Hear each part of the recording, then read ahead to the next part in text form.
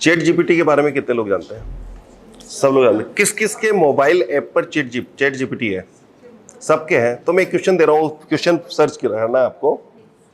Chat GPT start कर दिया। अब क्वेश्चन पूछना है 10 नेगेटिव थॉट्स अबाउट मनी। पैसा पैसा लिखना, आप मनी नहीं लिखना है। आगे थॉट्स मुझे एक एक करके 10 लोग वो थॉट सुनाएंगे। पहला थॉट क्या है आपके पास? यस मैडम बोलिए ना। Money is the root of all evils. मतलब पैसा सारी बुराई की जड़ है। और Rich people are greedy or selfish. थोड़ा सा Rich people are greedy or selfish. Hindi में बताइए। ग्रीडी होते हैं और सेल्फिश होते हैं, ठीक है ना? बिल्कुल सही बात है। और हाँ,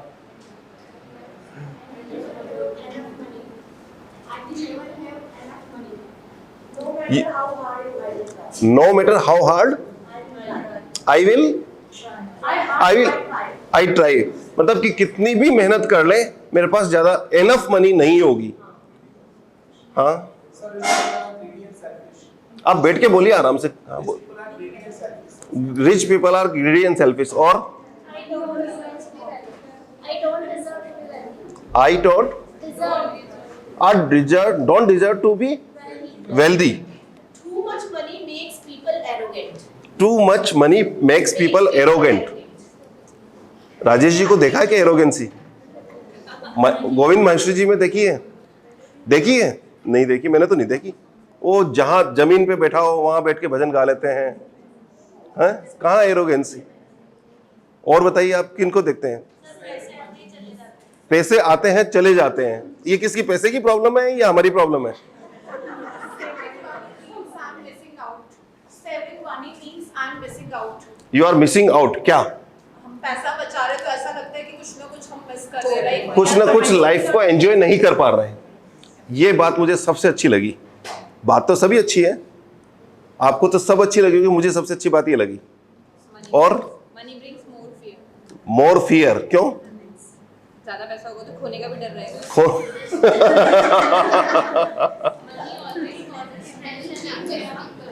तो कुल मिलाकर हमारे समाज में मनी के बारे में इतनी थॉट्स हैं, वो ऐसा बखान किया गया है कि जैसे मनी तो सारे समस्या की जड़ है।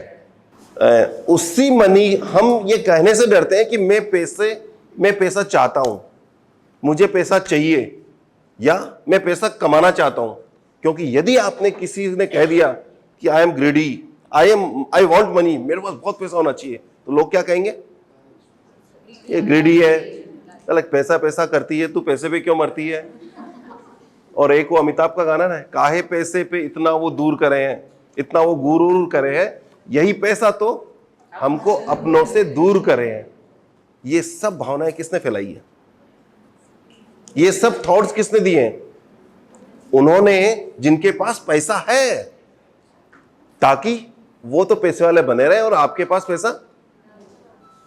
और दूसरा, अब एक थॉट इन्होंने दिया कि देखो खर्चा करो और लाइफ जी लो, एंजॉय कर लो, तो क्या है, मजा है। मजा किसमें? लाइफ में मजा किसमें है?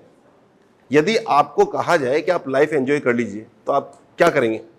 जरा सोच करो, आपको 1 करोड़ रुपया आ गया, हंसी आ रही है कि मेरे पास नहीं हो सकता, मैं आप सबको करोड़पति बना के जाऊंगा आज।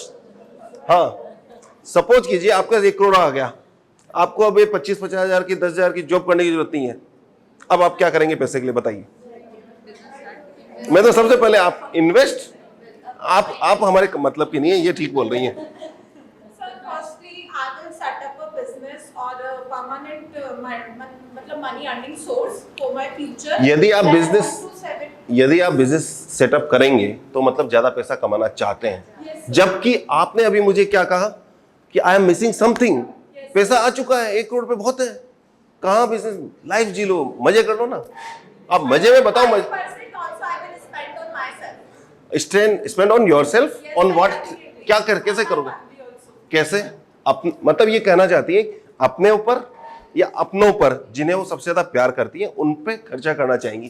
क्या खर्चा करेंगी उन पे? Sir, I will go on a vacation and vacation. आजकल ये नया फैशन चल गया है, लाइफ जी लो। कैसे जीते हैं? यहाँ घूम लो, वहां घूम लो, वेकेशन एक्सपीरियंस करो, यही कहते हैं ना। एक एक्सपीरियंस, ये नया, ये ईयर ऑफ बर्थ क्या है, मैं एज तो पूछ नहीं सकता, मैं एज तो पूछ नहीं सकता। Sir, 32. नहीं मैं पूछा ईयर ऑफ बर्थ, इसलिए ईयर ऑफ बर्थ पूछूं। तो ये अभी कौन सी जनरेशन है? मिलेनियंस है। तो इनकी ये थॉट है, तो जेन जी और अल्फा जिनको आप पढ़ा रहे हैं उनकी क्या थॉट होगी? कुछ नहीं, येन केन प्रकारेण आना चाहिए, ठीक है ना। तो आप कह रहे हैं एक्सपीरियंस करना चाहती है। यदि आप में से सबके पास 1-1 करोड़ पे आ जाए तो आप क्या करेंगे? इन्वेस्ट करेंगे। इन्वेस्ट करने वाले अलग हैं, जो इन्वेस्ट नहीं करेंगे वो बात करें मेरे से। क्या करेंगे? यस मैडम, इधर इधर इधर इधर मैं बात कर रहा हूं 1 to 1।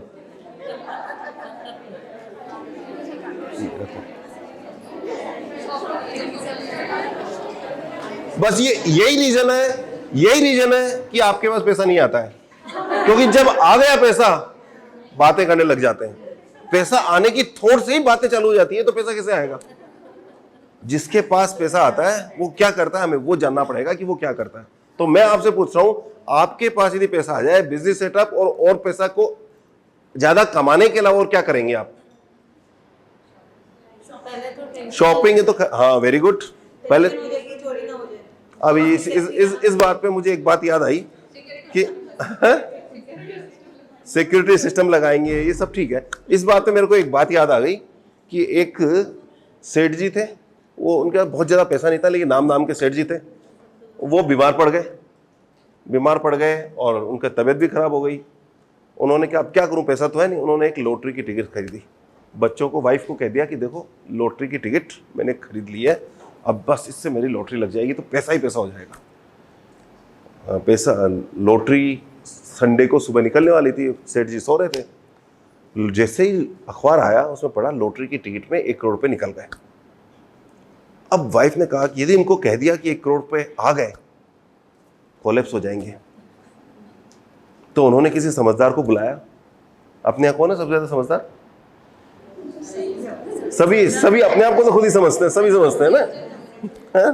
तो ऐसे ही किसी समझदार को बुलाया, उनके भी कोई ना कोई होगा जिसको वो समझता होगा। उसने कहा कि देखो यार, वाइफ ने कहा कि देखो अपने लॉटरी लग गई है, 1 करोड़ रुपए मिल रहे हैं, अब इनको कहूँ कैसे कि पैसे आ गए। तो उन्होंने क्या किया पता है? उन्होंने कहा चलो मैं कहता हूँ, ये तो देखो मैं सबसे समझदार हूँ ना।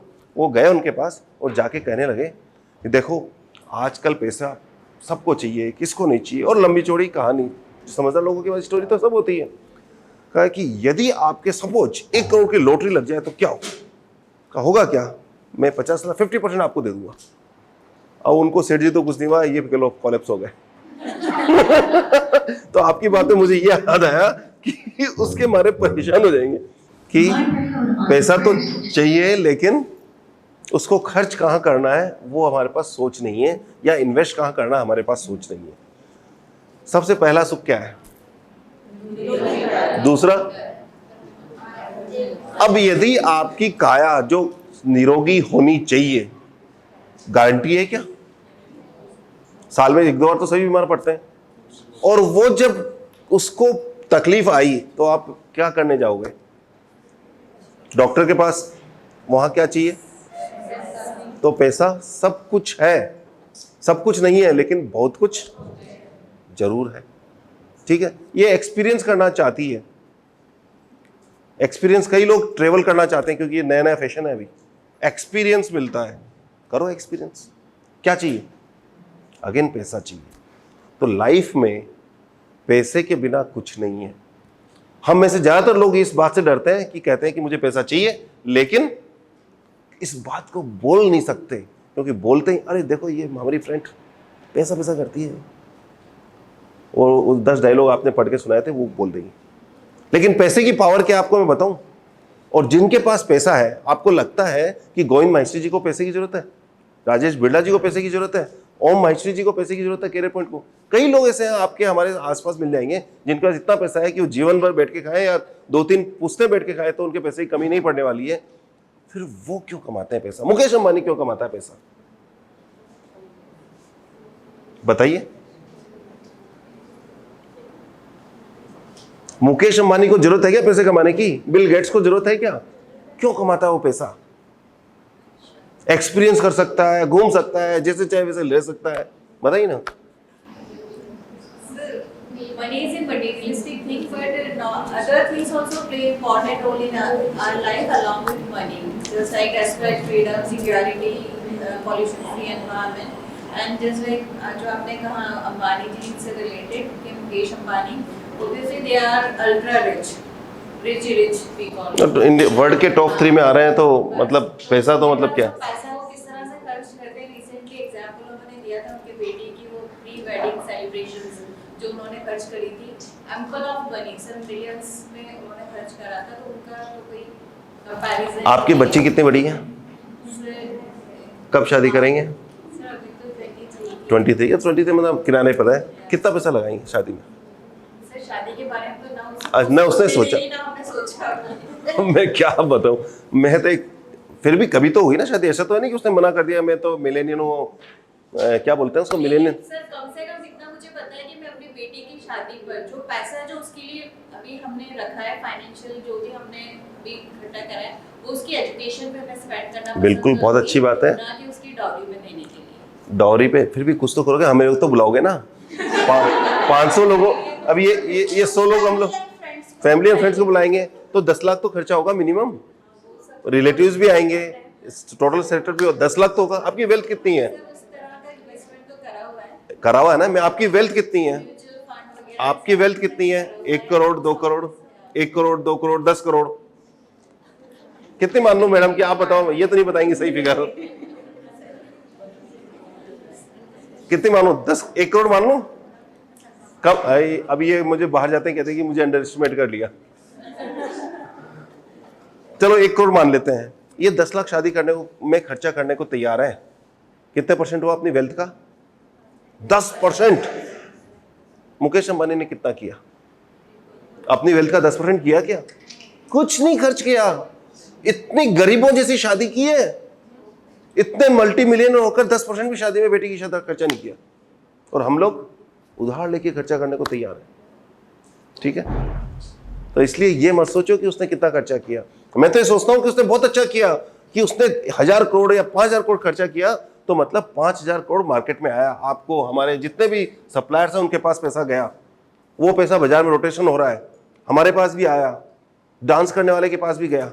लेकिन मुकेश अंबानी की शादी में एक खास बात है जो आपने नोटिस नहीं की, जो मैंने नोटिस की है, वो मैं बताता हूं कि पैसा आदमी क्यों करता है। ये जो कहते हैं ना एक्सपीरियंस की बातें, एक्सपीरियंस के लिए, एक्सपीरियंस क्या होता है? The money you have in your bank account change the behaviour people आपके साथ जो करते हैं। ठीक है, आपने क्या कहा? परसों पुरस रहा हूं। मुकेश अंबानी की शादी में Akash Ambani and Ambani family dance कर रही थी थोड़े से आधा फुट ऊपर स्टेज पर। ठीक है, शाहरुख खान इधर से आए और उनके साथ डांस करने लग गया। देखा आपने कभी वो वीडियो? देखा है? आकाश ने क्या कहा? अंबानी फैमिली डांस कर रही है अभी यहाँ पे। और शाहरुख ने क्या कहा? चुपचाप उतर गया। साथ में शायद एक सलमान खड़ा था या कोई और खड़ा था, उसके साथ चुपचाप खड़ा होकर डांस करने लग गया।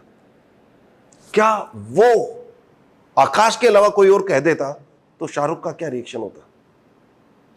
दिस इज द एक्सपीरियंस जो आपको मजा आता है, और इसीलिए पैसे वाले लोग ज्यादा पैसा कमाना चाहते हैं। कोई आपसे बदतमीजी नहीं कर सकता। तो ये इसका मतलब क्या हुआ कि पैसे की पावर सिर्फ ट्रेवल एक्सपीरियंस में नहीं है, सिर्फ खर्चा करने में नहीं है, बल्कि आपके बैंक अकाउंट में जो पैसा पड़ा है वो समझो कि उसकी भी उतनी इंपॉर्टेंस है। लोग कहते हैं कि जब आप व्हेन यू डाई, जो बैंक अकाउंट में आपने पैसा पड़ा है वो आपने जीवन भर एक्स्ट्रा मेहनत की है। अगेन नेगेटिव थॉट, लेकिन आपके पास वो जो पैसा पड़ा है तो आपको आपके घर में कितनी वैल्यू मिलती है? दादी जाने वाली है लेकिन पैसा बहुत है इनके पास। सेवा कितनी मिलती है बताओ मुझे? क्यों मिलती है सेवा? तो इसलिए सबसे पहला रूल है, यदि आप पैसे को अट्रैक्ट करना चाहते हो तो रूल नंबर 1, रिगार्ड रेस्पेक्ट करना सीखो। और जो पैसा वाला है उसका भी रिगार्ड रेस्पेक्ट करो, क्योंकि वो पैसा वाला है, क्योंकि ऊपर वाले ने समझा है कि ये राइट पर्सन है जो इसको डिजर्व करता है, ये मेरी रेस्पेक्ट करता है। लक्ष्मी जी वहीं जाती है जो उसकी रेस्पेक्ट करता है। और यदि कहोगे कि मैं आते उड़ा दूंगा, ठीक है, खर्चा करना, सारी बातें ठीक है। 4 आपको बताए गए हमारे यहाँ, क्या? धर्म, अर्थ, काम, मोक्ष, और पैसे की भी 4 गति बताई गई है। क्या? पहली गति, पैसे की 4 गति बताई गई ना हमारे शास्त्रों में। क्या बताई गई है? क्या बात करो, गूगल करो। गूगल नहीं, आज तो चैट जीपीटी। हमारे शास्त्रों के अनुसार पैसे की भोग, बिल्कुल सही कहा आपने। हाँ हाँ बिल्कुल बिल्कुल, वो हम सही जा रहे हैं, पर मुझे भी थोड़ा सा रिमाइंड नहीं हो रहा है। सबसे पहला दान, हाँ कौन सी गति है? कौन कौन सी? बस ये 3 गतियां हैं, बिल्कुल सही कहा। तो सबसे अच्छा काम है आप दान कर लो, तो अपने इनकम का 10% दान कर लो। दूसरा होता है भोग कर लो। भोग कर लो कि घूम लो, फिर लो, खा लो, पी लो, लेविश रह लो, सब कुछ भोग कर लो। और यदि आपने दोनों नहीं किया तो क्या होगा? नाश हो जाएगा। संचय, ये तीसरा संचय भी है, और जो संचय होगा वो नाश भी हो जाएगा। तो इसीलिए संचय उतना ही करो जितनी जरूरत हो। बाकी हम जो भी करना चाहते हैं, जरूरत का मतलब वो मैंने बता दिया कि एक्सपीरियंस भी गेन करना है। आप सोचो आपके पास में 100 लोग खड़े हैं और सब आपके पास आके खड़े हैं, भाई साहब नमस्ते, मैडम नमस्ते, मैडम नमस्ते। क्यों करेंगे नमस्ते? क्योंकि जब उन्होंने आपसे डोनेशन मांगा, आपने डोनेशन का चेक काट दिया। जब आपने उनसे कहा, आपने उन पर खर्चा कर दिया। आपने कभी यूट्यूब इंस्टाग्राम पे कोई मुझे फॉलो करते हैं क्या? अनंत को जानते हैं क्या? अनंत को जानते हैं? कौन जानते हैं? अच्छा एक बार गूगल कर लो, अनंत लड्डा। उनकी वाइफ को और अनंत लड्डा को जानते हैं, उनके पिताजी को नहीं जानते? अच्छा ठीक है। अनंत लड्डा एंड कानन लड्डा। आप तो अनंत लड्डा सर्च करो इंस्टाग्राम पर, फेसबुक पे, इंस्टा पे। अच्छा इंस्टा किसके पास नहीं है यहां पर? ये सब 40+ वाले होंगे ना, देख लो, है ना? 40+ वाले ना। अच्छा फेसबुक तो ना सबके पास, ये 40+ की निशानी है। इंस्टा और फेसबुक के कौन नहीं है? ये 50+ वाले हैं। और टिकटॉक पे कौन कौन है? ये 20 वाले हैं। अच्छा अभी नहीं है, ठीक है। अभी मैंने क्या पूछा था? हाँ स्नैपचैट, राइट। हाँ स्नैपचैट पे ये 25 वाले हैं। तब अब आपकी एज, आपकी फिजिकल एज से नहीं, आपके इंस्टाग्राम या सोशल मीडिया फॉलो से पता लगती है कि आपकी एज क्या, आपकी सोच क्या है। आपने देखा ये सब? अनंत लड्डा को ढूंढ लिया, पंकज लड्डा को भी ढूंढ ही लो, फिर इन्वेस्ट आज फॉर कल को ढूंढ लो। लेकिन है ना, इस ढूंढने के साथ यदि मेरी कोई बात आपको अच्छी लगी हो इतनी देर में से, 15-20 मिनट, आधे घंटे में से, तो लाइक फॉलो जरूर कर दो, क्योंकि आपको जो बेसिक टिप्स है ना वो यहां मिल जाएगी। ठीक है, अब आप बताइए कोई डाउट रहा हो तो पैसे के बारे में रहो। सबसे पहले माइंडसेट हमने ठीक किया कि पैसा बहुत कुछ है, पैसा ही सब कुछ है, यूं बोल दो। बस लोगों के सामने बोलोगे तो लोग बुरा मानेंगे, बाकी सोच लो मन में कि पैसा ही सब कुछ है। वर्ल्ड का सबसे फास्टेस्ट और बिगेस्ट गेम क्या है? टीटी। सबसे फास्टेस्ट और बिगेस्ट गेम टीटी।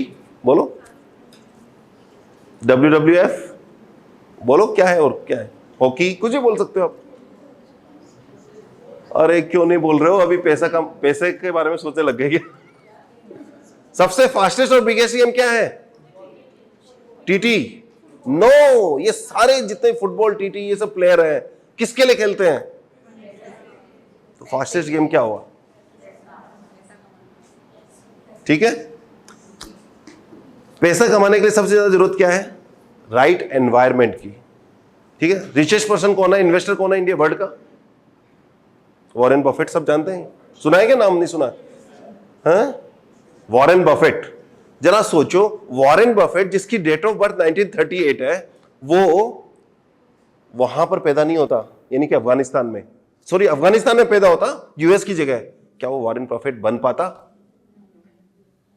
इसका मतलब राइट टाइम पर राइट जगह पे होना जरूरी है। ये कौन डिसाइड करता है? ऊपर वाला डिसाइड करता है। ठीक है, हम कहाँ हैं ये हमारे हाथ में, तो हम कहाँ पैदा हुए, किस घर में, कि अंबानी क्या पैदा होता तो मैं यहां थोड़ी भाषण दे रहा होता नहीं होता। जैसे ज्यादातर महिलाएं मैं जिनसे मिलता हूं ना, जो स्पेशली अबाउट 35+ वाली हैं, वो कहती हैं कि इनका आप कुछ कर रहे हो? नहीं, उसके लिए तो आदमी रख रखा है हमने एक। कमाने के लिए तो आदमी रख रखा है, हमें क्या जरूरत है कमाने की। का फिर झाड़ू पोछा बर्तन का ये भी नहीं करती, फिर क्या करती हो आप? पैसा कहां से आता है? उसके लिए भी आदमी रखाओ। अब आप बताओ। तो इसका मतलब आज के टाइम पर ज्यादातर महिलाओं ने, आज से 50 साल पहले और आज में देखो आप, ये महिलाओं ने बहुत प्रोग्रेस कर ली है। उन्होंने सारा काम आउटसोर्स कर दिया है, झाड़ू पोछा बर्तन जो भी आप काम, वो पीसना सब। लेकिन जेंट्स रह गए पीछे, वो रह गए बुद्धू के बुद्धू। अभी भी वो सारे काम, सब्जी लाना कौन करता है? अच्छा मुझे बाजार जाना है, मोटरसाइकिल में बिठा के ले जाओ, कौन लेके जाता है?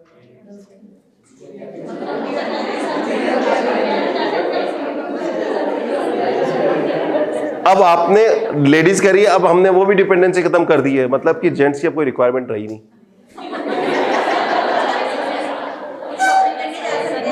क्या कह रहे हैं? अकेले जा रही है ना, अकेले जा रही है, मतलब अब आपकी कोई रिक्वायरमेंट नहीं है, हम बिल्कुल फ्री हैं। My life my money, I know how to live. और फिर साथ में नई जनरेशन में तो ये आ गया डिंक। क्या है डिंक? डिंक नहीं पता, ये इसलिए कहते हैं ना, ये मिलेनियन भी नहीं है, तुम्हें भी नहीं पता डिंक? ये कौन सी स्कूल है? ये कोई बाल माध्यमिक विद्यालय ऐसा कुछ है क्या? ये कोई जो 1980 में जब हम पढ़े थे वो वाला विद्यालय लग रहा है मुझे तो यहाँ के। डिंक नहीं पता? आज की बच्चियों में जो भी शादी लायक बच्चे हैं, उनकी सबसे बड़ी प्रॉब्लम क्या है? पहले तो कहेंगे मुझे शादी नहीं करनी, ठीक है, सबसे बड़ी प्रॉब्लम है ना। प्रॉब्लम हमें लगती है, वो कहते हैं मुझे करनी नहीं है, मैं कमाती हूं, मैं खाती हूं, मैं क्यों, किस बात पर शादी करूं? और दूसरी प्रॉब्लम नो किड्स, तो double income no kids, DINK, double income no kid. और साथ में इससे एडवांस फॉर्मूला क्या आ गया है वो आपको तो क्या पता हो, जब डिंक ही पता नहीं तो। Double income no kid only dog, DOG। आपने है, तो ये है ना सिचुएशन। अब उनको कौन समझावे? क्यों? वो पैसा कमाती है, अपना खर्च करती है, मुझे जरूरत क्या? लेकिन ये आदमी जो है पिछले 5000 सालों से कमा रहा है, पूरे घर को चला रहा है, लेकिन कभी कहा कि मुझे जरूरत नहीं है, मैं कमा रहा हूं, मैं खा रहा हूं, तुम्हें क्या? What you, who are you, मुझे क्या करना है? लेकिन इनको थोड़ी सी पावर मिल गई, बुरा मत मानना, थोड़ी सी पावर मिल गई और इन्होंने ये कहना चालू कर दिया। लेकिन अब यहां जो सिंसियर है, सीरियस है, वो समझते हैं इसकी प्रॉब्लम आगे जाके क्या होने वाली है, ठीक है ना। आज आप कह रही हो 35 साल 40 साल के बाद में याद आएगी आपको कि नई फैमिली होनी चाहिए, कोई अपने होने चाहिए जो, तो ये हमें समाज में और आज के बच्चों में ये थॉट डालने की जरूरत है। लेकिन जिस तरह से हम लोग स्कूल में डालते हैं ना, उसका कुछ नहीं होने वाला है। हमें, जैसे मैंने आपको कैसे बात की, मुझे पता नहीं था, स्क्रिप्ट तो यहाँ रह गई है, इन्होंने प्रेजेंटेशन बना के लाया, पता नहीं मैं क्या सोच के आया था, क्या बात कर गया। तो वैसे ही हमें इतने लाइट तरीके से बताना है कि वो क्या है। तो अजय देवगन की पिक्चर देखी किसी ने, जिसमें उसने सिचुएशनशिप को एक्सप्लेन किया है? कौन सी पिक्चर? दृश्यम में है क्या? दृश्यम 2 में सुना आपने वो? यदि नहीं सुनी हो तो आप आपस में ग्रुप में शेयर कर लेना, मैं उसके बारे में ज़्यादा बात अभी नहीं करूंगा, यहाँ पर ये प्लेटफॉर्म नहीं है वो, पर उसको एक्सप्लेन सुनो आप, क्या थॉट हो रही है, समाज कहाँ जा रहा है। तो बॉटम लाइन ये है कि सबसे इंपॉर्टेंट पैसा है, क्योंकि आने वाले टाइम पर आपकी आने वाली जनरेशन, जिन्हें आप बहुत ज़्यादा प्यार करते हैं, जिनके लिए जो आपके लाइफ में सब कुछ है, उनकी लाइफ में सब कुछ क्या होगा? यदि वो चीज आपके पास होगी तो उनके लिए सबसे इंपॉर्टेंट कौन होगा? अब ये मैं आइडियोलॉजी वाली बात कर दूं, नहीं साहब, बच्चों को ये करना चाहिए, वो आप बात करने में अच्छी लगती है, लेकिन प्रैक्टिकल लाइफ में, तो इसलिए आप पैसे पर ध्यान देना चालू कर दो। तो पैसे हम क्यों कमाते हैं, क्यों कमाते हैं? तो आप आए सब, आज के टाइम पे मेरा ऐसा मानना है, हर एक मिडिल क्लास को, फीमेल को जॉब करना चाहिए। रीजन कि सबसे बड़ा रीजन क्या है, मेरे को शर्म आती है जब ये कहते हुए कि हमारी लिटरेसी रेट अच्छी होने के बाद भी कितनी लेडीज काम कर रही है, कितने परसेंट? जो भी परसेंटेज है वो पाकिस्तान, बांग्लादेश और नेपाल से भी नीचे है। और उसमें से यदि हम वो जो अपने घर में भाई आती है ना, लोअर मिडिल क्लास वाले जो वर्किंग वुमेन्स हैं, उनको हटा देवें, तो सोचो हमारे मिडिल क्लास की क्या है, क्या उनकी एबिलिटी। हम क्यों पढ़ाते हैं बच्चों को, फीमेल को, बच्चियों को क्यों पढ़ा रहे हो आप लोग यहाँ पे, आपके पेरेंट्स ने क्यों पढ़ाया आपको? तो अब जब आप अर्निंग मेंबर है तो डबल इनकम होना सबसे ज्यादा जरूरी है घर में। अब उसके बाद में सेकंड आता है मनी मैनेजमेंट। तो अभी मैंने मैडम मुंद्रा मैडम, क्या नाम है इनका, काबरा मैडम को पूछा कि आप, मैं क्या बात करूं टीम से जाकर, आपने सोच ही रखा होगा। मैंने कहा मैं तो नीड असेसमेंट कर रहा हूं आपसे बात करके। तो उन्होंने कहा कि मुझे नहीं पता आप जो, मैंने कहा आपका निवेश इन्वेस्टमेंट कौन करता है, कैसे करता है? कहा मैं हमारे हस्बैंड करते हैं। मैंने कहा हस्बैंड क्यों करते हैं, कमा आप रहे हो, हस्बैंड क्यों करेंगे? कहा नहीं वो सीए है ना इसलिए। मैंने कहा अच्छा, तो इसका मतलब उन्होंने मुझे रिप्लाई दिया कि मैंने एक सीए रख रखा है निवेश करने के लिए। ये अभी की लिफ्ट में चढ़े हुए की बात है। मैंने कहा ठीक है, अच्छी बात है, फिर मैं कुछ नहीं बोल सकता। लेकिन आपको सबसे जरूरी है कि अपने फैमिली के इन्वेस्टमेंट के बारे में पता होना चाहिए कि कहाँ कर रहे हो। और वो कब पता होगा, जब आपको नॉलेज होगी तो आप पता भी करोगे और साथ में ज्ञान भी दोगे। ये गलत कर रहे हो आप, ये नहीं है, ये SIP करनी है हमने, ये इंश्योरेंस नहीं लेना है। ये आपने क्या इंश्योरेंस ले रखा है, वो आ जाता है टीची लेके इंश्योरेंस कर जाता है, क्या बात हुई आपको?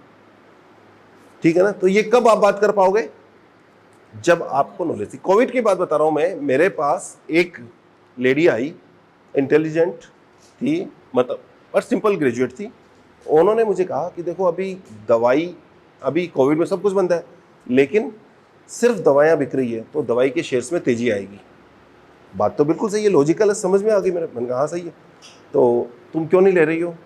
क्या है कि मेरे हस्बैंड जो फाइनेंस प्रोफेशनल है, IIT है और साथ में MBA इन फाइनेंस है, उन्होंने कहा नहीं अभी कोविड हो गया, अभी बहुत ज़्यादा दिक्कत आएगी, पूरी इकोनॉमी बंद हो जाएगी, अभी कुछ मत करो। और उन्होंने वो शेयर नहीं लिए। 6 महीने बाद में उन शेयर्स में डबल हो गई, डबल भाव हो गए। उस लेडी में क्या चीज़ की कमी थी? कन्विक्शन की, कि आई एम द बेस्ट, मुझे नॉलेज है। वो ज़्यादा रिलाई किन पे कर रही थी? जैसे सीए साहब पे कर रही है। सीए साहब का काम क्या है? अकाउंट्स। अकाउंटेंट को क्या पता कि इन्वेस्टमेंट क्या होता है? वॉरेन बफेट को पता है, जो सीए नहीं है। वो आपको पता हो सकता है, जो शायद फाइनेंस प्रोफेशनल है या नहीं है। यदि आप कॉमर्स ग्रेजुएट है, कॉमर्स सेट से है, तो आपके लिए एडेड बेनिफिट है। ठीक है, स्माइल क्यों आई आपको? ठीक है, तो अब आप इन्वेस्टमेंट करने जाते हैं तो कहां करेंगे सबसे पहले इन्वेस्टमेंट? आपके पास पैसा है और आपने पावर ले ली कि my money my investment, I will take care. If यदि आपके पास एक्स्ट्रा हो, जॉब करो, पैसा कमाओ, इन्वेस्टमेंट का काम मेरा। किसको? 2 लोगों को कहना है, 3 लोगों को कहना है। किनको? पापा को, हस्बैंड को, ब्रदर को, कि यार तुम कमाओ ना यार, ये सब छोटा मोटा काम है यार, हम कर लेंगे, इधर लाओ ये पैसा। तो अब पैसे पे कंट्रोल किसका हो गया? ठीक है, तो आप बताओ, अब आपके पास पैसे पे कंट्रोल आ गया, पूरे फैमिली का पैसा आपको मैनेज करना है, क्या करोगे आप? मैडम तो सपने में खो गई कि अब इतना पैसा तो कैसे करूंगे, अभी से टेंशन में हो गई। वो जो एक्सपायर हुआ था ना, वो हार्ट अटैक आ गया था उसको, एडवाइजर को, सेठ जी के लॉटरी वाले को, वैसा हाल हो गया इनका। तो इतना पैसा, मुझे तो कल से तो सबसे पहले तो रेजिग्नेशन, किसको देना होता है रेजिग्नेशन यहाँ पे? तो बताइए फिर क्या करेंगे, कहाँ इन्वेस्टमेंट करेंगे सबसे पहले? आपसे चार्ज जा रहा है, मनी पावर भी जा रही है। जितने भी जेंट्स बैठे हैं ना, उनसे मनी पावर दूर हो रही है। कहाँ इन्वेस्टमेंट करेंगे बताइए ना, अभी कहाँ इन्वेस्टमेंट है? कुछ तो पता होगा, एफडी कुछ तो नाम लो मुझे। गोल्ड, एफडी, क्या चाहिए?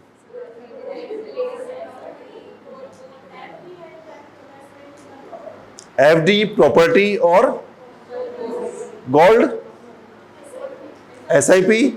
ये देखो, ये जैन जी SIP की बात कर रही हैं, और ये सब बुजुर्ग लोग सब म्यूचुअल फंड, ठीक है, और स्टॉक मार्केट।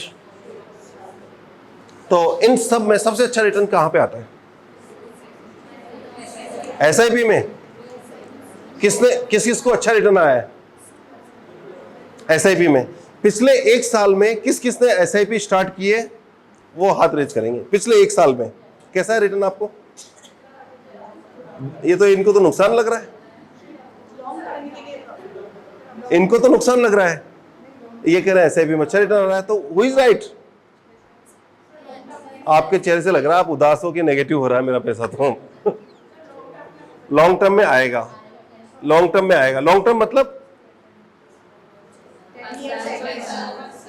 5 ईयर प्लस, है ना।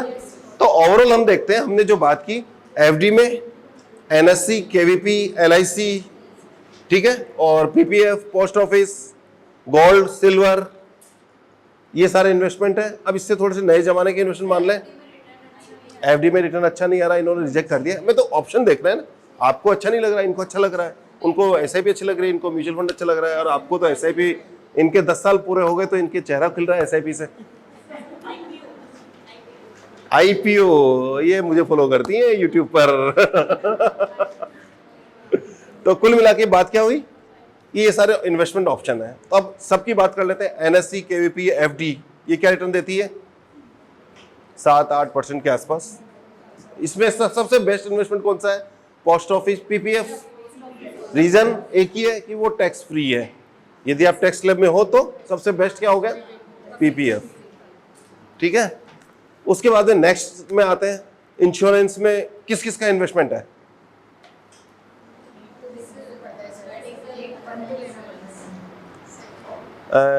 10% लोगों का इंश्योरेंस में इन्वेस्टमेंट है। मुझे शर्म आ रही है, तुम्हारा इंश्योरेंस में इन्वेस्टमेंट हस्बैंड का है। हाँ, नेचुरली वो तीनों लोगों का अपने पास आ चुका है, वो तो आप अपना ही समझो। तो इंश्योरेंस में इन्वेस्टमेंट कौन सा प्लान लिया हुआ है ये पता नहीं है, चलो आज जाके देखना।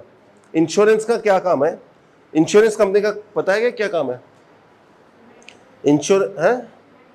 हेल्थ इंश्योरेंस एक अलग चीज हो गई, वो तो अपने हेल्थ के प्रोटेक्शन के लिए सभी के पास होना चाहिए। दूसरा है, एक होता है लाइफ इंश्योरेंस। लाइफ इंश्योरेंस में 2 ऑप्शन होते हैं आपके पास, एक तो ट्रेडिशनल प्लान और एक टर्म प्लान। ट्रेडिशनल प्लान में क्या होगा, जिसमें मैं यूलिप को भी ट्रेडिशनल में मानता हूं। यदि आपने ट्रेडिशनल प्लान दिया है तो इसका मतलब क्या हुआ कि जीवन के साथ भी और जीवन के बाद भी। लेकिन हकीकत में क्या होता है, न तो वो जीवन के साथ में काम देती है, न जीवन के बाद में। क्यों? क्योंकि यदि आपने 5 लाख का इंश्योरेंस कराया, 5 लाख की वैल्यू क्या है? यदि आपको जीते जी, यानी कि जब आप 60 की हो गई, 30-40 साल मैच्योरिटी पे पैसा मिल गया, उस 5 लाख से कुछ नहीं होने वाला है। मेरे पापा ने इंश्योरेंस कराया था 1700 रुपये महीने का, और 3 साल पहले मुझे उसमें मैच्योरिटी अमाउंट आ गया। उसमें कहा था 25,000 मिलेंगी, आज 25,000 आ गए मेरे पास। मैं गया बाजार में मोटरसाइकिल खरीद लूँ, मोटरसाइकिल भी नहीं आ रही 25,000 में। तो जब आपको 5 लाख मिलेंगे तो आपको क्या होगा? तो इसका मतलब न तो जीवन के साथ, जीवन के बाद में भी 5 लाख की क्या वैल्यू? आप जितना कुछ अर्न करके दे रहे हैं अपने फैमिली को, क्या 5 लाख से सब्स्टिट्यूट हो सकता है? आपकी फैमिली की लाइफ यदि आप नहीं हैं तो क्या 5 लाख रुपए में उनकी लाइफ वैसी चल सकती है, उस लाइफ स्टैंडर्ड चल सकती है जिससे आप जी रहे हैं? भाई किसी के होने ना होने से उससे बड़ा नुकसान तो कुछ हो नहीं सकता इमोशनली तो, लेकिन फाइनेंशियल कॉस्ट और भी आ जावे तो कैसा लगेगा? तो 5 लाख रुपए से कुछ नहीं होगा। तो इसका मतलब उतना पैसे का इंश्योरेंस होना चाहिए कि हमारे या अर्निंग मेंबर के होने या न होने से फैमिली के फाइनेंशियल कॉस्ट में कोई तकलीफ नहीं आए। वो कब नहीं आएगा? जब हमारा 25-50 लाख 1 करोड़ का इंश्योरेंस होगा। तो 1 करोड़ रुपए का इंश्योरेंस है, 2 बच्चे हैं, 40 साल की एज है, किसी कारण से अर्निंग मेंबर की डेथ हो जाए तो कम से कम वो अपने बच्चों को अगले 20 साल पढ़ा के इस लायक बना सकती है कि काम कर सके, ठीक है ना। तो इसलिए हमें क्या लेना है, इंश्योरेंस जब भी लेना है तो एक ही लेना है, टर्म प्लान, ठीक है। अब आप बताओ कि आप ऐसे जिन्होंने हाथ रेज किए थे उनमें से टर्म प्लान किन किन का है? किन किन के पास है टर्म प्लान? किसी के पास नहीं है, या 1 या 2 मेंबर के पास है। जिन्होंने 50% हाथ रेज किया है उनके पास आधा टर्म प्लान है और आधा मिक्स्ड प्लान है। ये मान लो हस्बैंड का टर्म प्लान है। तो इसका मतलब कि आज यदि 100 लोगों में से सिर्फ 1% या 2% लोग ऐसे हैं या 3% लोग ऐसे हैं जो रियल में राइट प्लान लेकर चलते हैं। तभी तो अक्सर ये कहते हैं कि हस्बैंड ये कहता है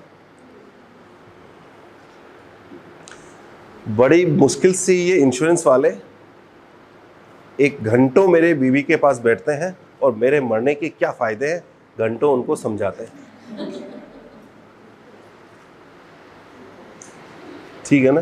तो इसलिए हमें पहला प्लान है, इसका यदि डिटेल में चाहोगे तो बता सकता हूं, लेकिन सिंपल सी गणित है। मुझे ऐसा लग रहा है कि आप सब लोग समझ रहे हैं कि हमसे गलती हो गई। तो यदि गलती हो गई तो आज जाके देखिए कि आपकी उसकी मैच्योरिटी वैल्यू क्या आ रही है, और मैच्योरिटी वैल्यू यदि क्या आ रही है ये आपको पता लग जाए, आप एक डिसीजन ले सकते हैं कि ये मैं गारंटी से कह रहा हूं कि जो मैच्योरिटी वैल्यू आ रही है वो विड्रॉ करके और आप म्यूचुअल फंड या एसआईपी जो इन्होंने कहा उसमें डाल देंगे ना, तो ये पैसा आपके जीवन में भी और जीवन के साथ भी और जीवन के बाद भी उससे ज्यादा पैसा देगी जो मैच्योरिटी पे आपको मिलने वाला है। उसके बाद में आपको आगे की किस्त नहीं देनी है। आप कहोगे मैंने 10-10 हज़ार करके 50,000 रुपये दे रखे हैं, अब तो 18,000 रुपये मिल रहे हैं। ये वही बात हो गई जिसे हम क्या कहते हैं कि हमने एक गलती कर दी लेकिन उसको रेक्टिफाई नहीं करना चाहते। क्यों? क्योंकि हम जस्टिफाई करना चाहते हैं कि हमने वो गलती कर दी, नहीं की है, वो सही डिसीजन था। शायद क्या रीजन है कि आप पिक्चर में मूवी देखने जाते हैं और 500 रुपए की 1000 रुपए की टिकट खरीदते हैं और 15 मिनट में आपको रियलाइज हो जाता है कि मूवी बिल्कुल बेकार है। फिर आप क्या करते हैं, यार पैसे दिए यार 2.5 घंटे तो बैठ के जाऊंगी। होता ही नहीं होता। जबकि आपने पहले 15 मिनट में असेस कर लिया मेरे मूवी नहीं है, लेकिन टाइम वेस्ट करना है। क्यों? समझिए ना। तो वही इसके साथ हो रहा है। अब आप ये मत सोचिए कि मैं इसको फंस गया इसलिए 2.5 घंटे और बर्बाद करने हैं, या अपने वो जो 10,000 रुपए वाले प्रीमियम को अगले 10 साल और चुकाकर, और जब 1.5 लाख रुपए का मुझे 2.5 लाख रुपए मिल जाएगा तो मैं खुश हो जाऊंगी कि मैंने डेट दिए थे 2.5 आ गए, जबकि उसमें 2.5 की उस डेट से कुछ वैल्यू नहीं। तो इसलिए हमें उसको आज ही रेक्टिफाई करना है। दूसरी बात, अब क्या कौन सा इंश्योरेंस लेना है? एक इंश्योरेंस प्लान लेना है, टर्म इंश्योरेंस प्लान। तो आप कहेंगे कि अच्छा मेरा टर्म इंश्योरेंस मैंने लिया है, हस्बैंड का ले लिया है, पापा का भी ले लेते हैं, और अपने बच्चा जो अभी पैदा हुआ है 1 साल का उसका भी ले लेते हैं। क्या ये लेना चाहिए? क्यों? देखो, टर्म इंश्योरेंस उसका लिया जाता है जो घर में अर्निंग मेंबर है। यदि आपका बच्चा कॉलेज में पढ़ रहा है उसका भी टर्म इंश्योरेंस नहीं लिया जाता है। क्यों? क्योंकि किसी के होने या न होने से यदि फाइनेंशियल लॉस हो तो ही टर्म इंश्योरेंस लेना है, वरना नहीं लेना है। अब यदि आपके पास बहुत सारे ऐसे लोग आएंगे, सेल्समैन अटैची लेके आएंगे कि देखो ये बढ़िया प्लान आया है, ये अच्छा प्लान है, ये जीवन सुरक्षा है, ये जीवन आतंक है, जो भी है, मतलब, तो क्या आपको प्लान लेना है? क्या वो नहीं लेना है? क्यों? क्योंकि वो प्रोडक्ट सेलर है, वो अपना प्रोडक्ट लेके आपको पिच कर रहे हैं। आपकी जरूरत क्या है? जाना? नहीं जाना। हमें जरूर हमारी नीड क्या है वो चाहिए, या फिर आप अपने ग्रैंड मदर को कहते हो कि बादाम का हलवा खा, बहुत फायदा है, लेकिन उसकी डाइजेशन ही नहीं है, वो तो दलिया खा सकती है, वो वाली हाथ हो गई। तो इसलिए आपको ये सोचना है कि क्या ये मेरे लिए है या नहीं है। यदि कोई आपको आज के बाद में ये कहे कि इंश्योरेंस प्लान ले लो, तो इसका 2 ही रीजन हो सकते हैं। नंबर 1, उसको नॉलेज नहीं है, और नंबर दूसरा, वो आपका वेल विशर नहीं है। तो इन्वेस्टमेंट में हम बात कर रहे हैं कि इन्वेस्टमेंट कहाँ करना है। तो सबसे बेस्ट रिटर्न जो देता है वो स्टॉक मार्केट दे रहा है, या फिर दूसरा गोल्ड दे रहा है। तो आप में से कितने लोगों के का इन 2 जगह इन्वेस्टमेंट है? पीछे बोलो जी। जेंट्स में पूछ रहा हूं मैं, लेडीज में बहुत बात हो गई। डर लगता है, डूब जाते हैं। इन्होंने 1 साल पहले एसआईपी स्टार्ट की, अभी भी नेगेटिव है। रिस्क फैक्टर है। क्या रिस्क है? रिस्क क्या है? मैडम ने आप दोनों ने बहुत सही दिया। मैंने पूछा रिस्क क्या है स्टॉक मार्केट में? एक ही रिस्क है, वॉलेटिलिटी। दूसरी कोई रिस्क हो तो बता दो मुझे। वॉलेटिलिटी किसमें नहीं है? आपकी लाइफ में नहीं है क्या? कल आप उठे थे, अच्छा मूड था, आज उठे हो, मूड खराब है, यहां से गए, प्रिंसिपल मैडम ने डांट दिया, वीपी ने डांट दिया, तो हस्बैंड को आपने घर जाके डांट दिया। होता है ना ऐसा? तो वैसे ये आपके लाइफ में, आपके दिमाग में भी तो वॉलेटिलिटी चल रही है ना। ये क्या वॉलेटिलिटी तो है? तो फिर तो आपका दिमाग भी बेकार है, अच्छा इन्वेस्टमेंट नहीं है। इसका मतलब कि वॉलेटिलिटी, हम उस लाइफ में सिक्योरिटी चाहते हैं जिस लाइफ की सिक्योरिटी, खुद की सिक्योरिटी नहीं है कि हम आज घर पहुंचेंगे या नहीं पहुंचेंगे, लेकिन सिक्योरिटी सबको अच्छी लगती है, गारंटी सबको अच्छी लगती है, लेकिन हमारी खुद की गारंटी नहीं है। हमें इस माइंडसेट से उकरना होगा और हमें ये फैक्ट समझना होगा कि स्टॉक मार्केट में एक ही चीज़ परमानेंट है, वो वॉलेटिलिटी। मुझसे लोग पूछते हैं बाजार क्या लगता है, क्या लगता है बाजार, ये जो इन्वेस्टमेंट कर रहे हैं म्यूचुअल फंड वगैरह में, क्या लगता है बाजार अभी, वो पुलवामा अटैक वटैक हो गया, आज छुट्टी भी है, क्या लगता है बाजार, वो ट्रम्प साहब भी कुछ बोल लेते हैं, stock market is subject to, या mutual fund investment is subject to ना, पुरानी बात कर रहे हो, ये सब का मिलेनियल वालों की बातें कर रहे हो, सब्जेक्ट टू ट्रम्प रिस्क। वो वहां बैठे बैठे क्या बोलते हैं, ठीक है ना, तो सब्जेक्ट टू ट्रम्प रिस्क। तो हमें क्या करना है, इन्वेस्टमेंट करना है, लेकिन रिस्क है। मेजर ने जब करियर स्टार्ट किया था स्टॉक मार्केट में, सेंसेक्स था 300, आज कितना है 80,000। इस ड्यूरेशन में क्या नहीं हुआ, क्या क्या नहीं हुआ, कारगिल वॉर हो गया, अटल बिहारी जी की गवर्नमेंट गिर गई, इंदिरा गांधी, राजीव गांधी की डेथ हो गई, कोरोना आ गया, कोरोना तो अभी नया नया है, तो आप सबने देखा है, इससे पहले भी बड़े न्यूक्लियर बम ब्लास्ट हो गया, न्यूक्लियर हो गए, ये हो गया, बहुत कुछ हो चुका है, उसके बाद भी 300 का 80,000 है। सपोज हम 60,000 ही मान लेते हैं, 35 साल में 300 का 60,000, सपोज अभी 20% टूट सकता है ना, हम 60 ही मान लेते हैं, अगले 35 साल में कितना होगा, हाँ? अगले 35 साल में आप मैथमेटिक्स हैं, मैथमेटिक्स हैं, मैं कुछ नहीं बोलूंगा अभी, और बोला अगले 35 साल में कितना होगा। अच्छा, मेरे एक स्टूडेंट को, आपके स्टूडेंट को एक क्वेश्चन दिया कि यदि 100 वाली चीज 80,000 हो जाती है 35 साल में, या 300 वाली चीज 60,000 होती है 35 साल में, अगले 35 साल में क्या होगा, डबल। वो बताओ, आप कैलकुलेट कर लो चाहो तो आप बताइए कितना हो सकता है सेंसेक्स। चलो सेंसेक्स छोड़ देते हैं, अपने समझ की चीज नहीं है। आज से 20 साल पहले दूध क्या भाव था, 5 रुपए, आज क्या भाव है 50 रुपए, 55 रुपए, उस समय 5.5, आज 5 वाला 50। 20 साल बाद में दूध क्या भाव होगा 100। मैडम आप बताइए, हमारे देखो, मैं भी माइस्ट्री पब्लिक स्कूल के फैकल्टीज से बात कर रहा हूँ, इंटेलिजेंट फैकल्टीज से। 20 साल पहले दूध 5 रुपए लीटर था, आज 50 रुपए लीटर है, 20 साल बाद में 100 रुपए हो जाएगा, 100 अभी हो गया, तो 20 साल बाद में कितना हो जाएगा, कितना पीछे से बताइए, मुझे तो इन पे विश्वास खत्म हो गया। आगे लेडीज जो बैठी है ना, उन पर आप बताओ पीछे से कितना हो रहा है। कैलकुलेटर यूज कर लो, नहीं तो चैट जीपीटी से पूछ लो, फ्री हो आप।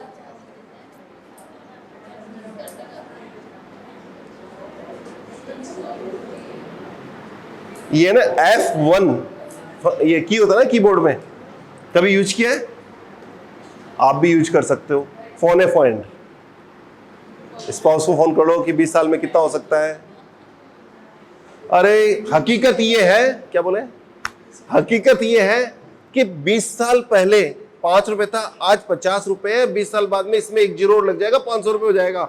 लेकिन हिम्मत नहीं है इस बात को एक्सेप्ट करने की कि 500 रुपए दूध, कैसी बातें कर रहे हैं मैडम। ये एक्सेप्ट कर रही है कि आज 100 रुपए अच्छी क्वालिटी का मिलता है, लेकिन फिर भी ये नहीं कह सकती कि 20 साल बाद 500 रुपए हो सकता है, नहीं होता। आज अपने मम्मी को पूछना जाके, 5 रुपए के टाइम पे कभी आपने सोचा था कि दूध 50 रुपए मिलेगा, नहीं सोचा था ना, तो हो जाएगा और आपको पता भी नहीं लगेगा। हम में से कितने लोग बात करते हैं, आपके पेरेंट्स बात करते होंगे, ये देखो पास वाली जमीन मकान 1.5 लाख रुपए मिल रहा था, मेरे पास 5 लाख की एफडी पड़ी थी, लेकिन मैंने नहीं लिया, आज 5 करोड़ की हो गई। क्या चीज की कमी थी उस समय, उनके पास क्या चीज की कमी थी कि वो 1.5 लाख वाली चीज नहीं ले पाए, जबकि एफडी 5 लाख की पड़ी थी। सेल्फ डिसीजन, और डिसीजन भी वो ले लेते हैं यदि उनको पता होता कि 50 वाला 500 हो सकता है। नॉलेज, उनके पास सिर्फ एक चीज की कमी थी, नॉलेज की। आप भी ये नॉलेज, इस छोटी सी नॉलेज से कितना बड़ा पैसा बन सकता था। तो आज से 10 साल बाद में आप किस चीज पे रिग्रेट करेंगे? किस चीज पे रिग्रेट करेंगे? अरे यार 10 साल पहले मैडम ने SIP स्टार्ट कर दी थी, आज देखो कितना पैसा है और मैंने स्टार्ट नहीं की। करेंगे रिग्रेट? अब चॉइस आपके पास है, ज्ञान मैंने दे दिया है कि आप 10 साल बाद में क्या रिग्रेट करने वाले हैं। अब आपकी चॉइस है कि आपको ये करना है या नहीं करना है। पैसा है, पैसा है, ऐसा नहीं है पैसा नहीं है, क्योंकि पीछे वालों का तो मुझे पता नहीं। लेडीज के केस में ये बात पक्की है, माई मनी मैंने कमाया ना, किसकी है ये? योर मनी, आवर मनी है नहीं है। तो इसका आपकी जो भी सैलरी मिल रही है वो किसका है? 10, 20, 30% खर्चा कर लो। वैसे तो वो तो हस्बैंड का काम है देना, खर्चा आप क्यों करोगे? आदमी रख रखा है अपन ने, खर्चा क्यों करेंगे हम?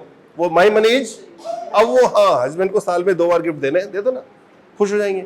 मदर इन लॉ को 2 बार गिफ्ट दे देना, वेरी हैप्पी, मेरी बहू सबसे बढ़िया, यही कहेंगी ना। और फिर अपने भाई को गिफ्ट दे देना। यदि कभी ब्रदर को या भाभी को गिफ्ट देने जा रहे हो तो आपके हस्बैंड कहेंगे अरे क्या जरूरत है, तुमने मेरे भाई को तो गिफ्ट दी नहीं। उस समय उनसे पैसा नहीं मांगने का, उस समय वो अपनी 15,000 की सैलरी में से पैसा निकाल के उसको गिफ्ट देने का।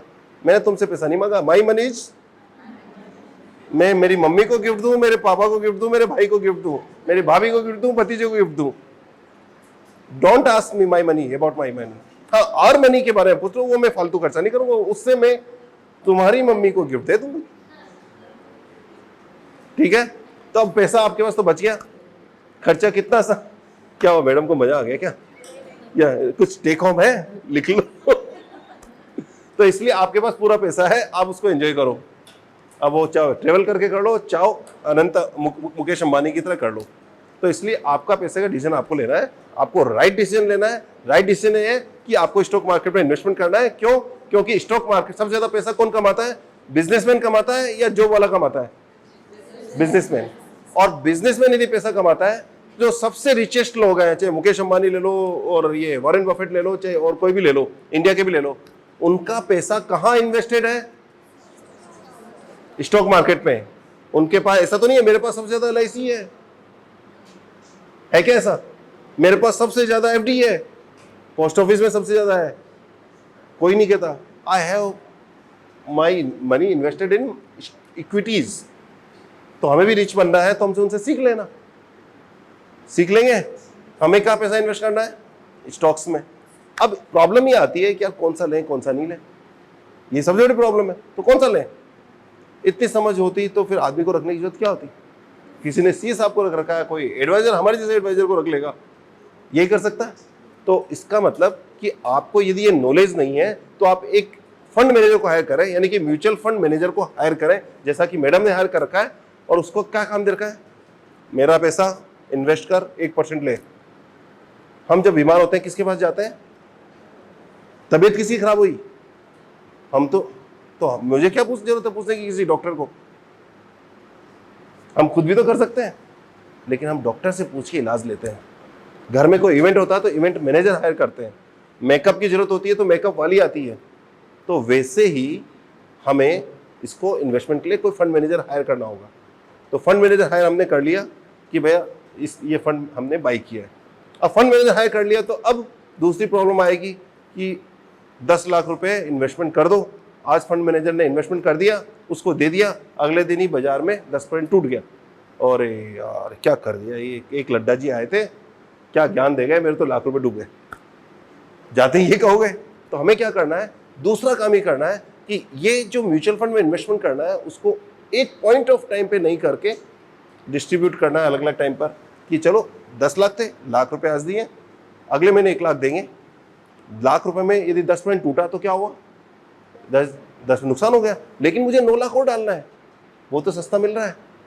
बस यही कॉन्सेप्ट है SIP का। जिस तरह से हम हर महीने अर्न करते हैं, हर महीने खर्चा करते हैं, किराने का पेमेंट करते हैं और सारे काम करते हैं, खाना खाते हैं, उसी तरह हर महीने SIP करनी है। जैसे सैलरी आए, 15,000 की सैलरी आई, 5,000 रुपये SIP में चली गई, 10,000 रुपये में खर्चा कर दो, हो गया काम।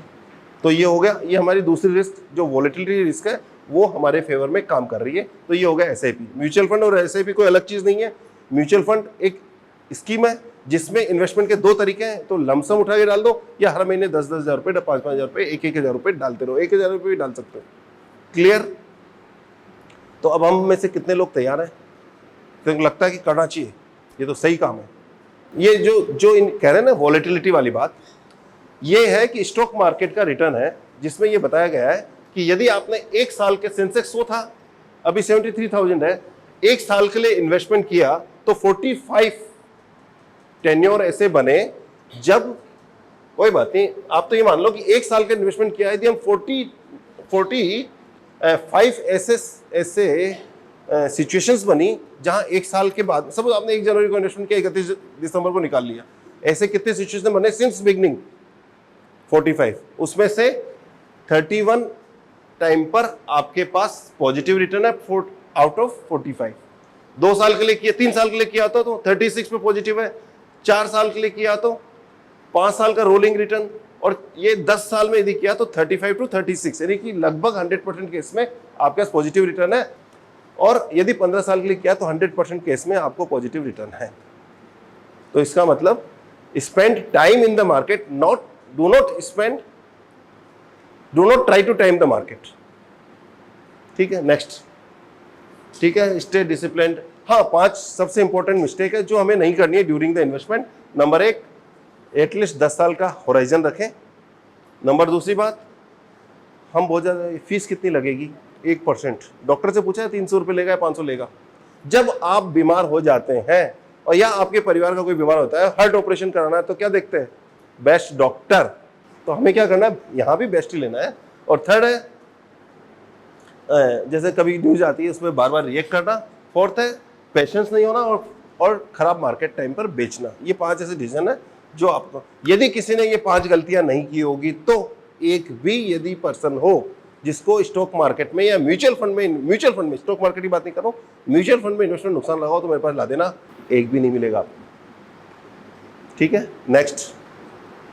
बेनिफिट ऑफ एसआईपी, सब बात हो चुकी है। नेक्स्ट क्या है? SIP is a third child. मैंने एक बात कही है कि हमारे 2 बच्चे जनरली होते हैं, वो हमारी टेक केयर करें या न करें फ्यूचर में है, लेकिन यदि एसआईपी को एक थर्ड चाइल्ड मान लें और जितना इन्वेस्टमेंट, जितना खर्चा, जैसे आपके बच्चे का इनका टारगेट है कि मुझे बिटिया की बेस्ट एजुकेशन देनी है, तो एक बच्चे की दे दी, दूसरे की दे दी, एसआईपी बेस्ट चाइल्ड को दे दी। ये 2 बच्चे आपको टेक केयर करें न करें, ये टेक केयर करेगा।